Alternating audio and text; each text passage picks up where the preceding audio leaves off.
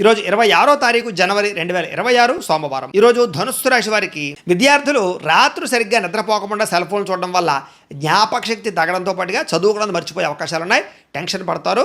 కాబట్టి రాత్రి పెందరాళే పడుకోండి. ప్రభుత్వ ఉద్యోగస్తులకి బదిలీలు లేదా పనిలో చికాకులు ఎదురయ్యే అవకాశం కనపడుతోంది.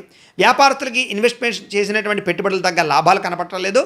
ఇబ్బందులు నష్టాలు ఉన్నాయి. స్త్రీలకి పరపురుష వ్యామోహము, అలాగే కుటుంబం గౌరవం దెబ్బతినేటటువంటి పనులు చేయడం జరిగే అవకాశాలు ఉన్నాయి. కాబట్టి శారీరక కోరికలు అదుపులో పెట్టుకోవాలి.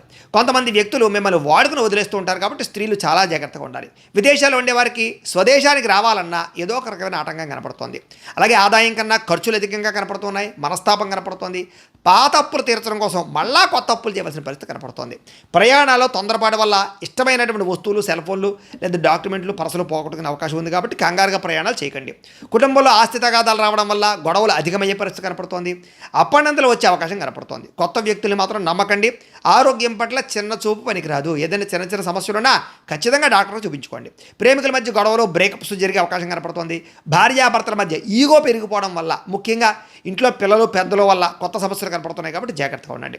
గృహానికి సంబంధించి రిపేర్లు కానీ, వాహనాలు రిపేర్లు కానీ, వీటి వల్ల అనుకోని ఖర్చులు పెరిగిపోయే అవకాశం కనపడుతోంది. ఈరోజు మీకోసం కన్నా ఇతరుల కోసం, మీ ఫ్యామిలీ కోసం బాగా కష్టపడతారు. శివుడు అంటే మీకు ఇష్టమైతే కనుక ఆయన్ని తలుచుకుని ఒకసారి లైక్ చేయండి. ఆయన ఆశీస్సులు లభిస్తాయి. అలాగే రేపటి రాశి ఫలం కూడా మీకు రావడానికి సబ్స్క్రైబ్ చేసుకుని ఫాలో అవ్వండి. ఇక్కడ కనపడుతున్నటువంటి ఈ లింక్ మీద మీరు క్లిక్ చేసినట్లయితే ఈరోజు ఇంట్లో శివుడికి ఎలా పూజ చేసుకోవాలో వీడియో వస్తుంది. ఆ వీడియోని ఎదురుగుండా పెట్టుకుని మీ ఇంట్లో ఈరోజు శివ పూజ చేసుకోవడం వల్ల మీకు ఈరోజంతా శుభప్రదంగా ఉంటుందని తెలియజేస్తూ లైక్ చేయడం మాత్రం మర్చిపోకండి.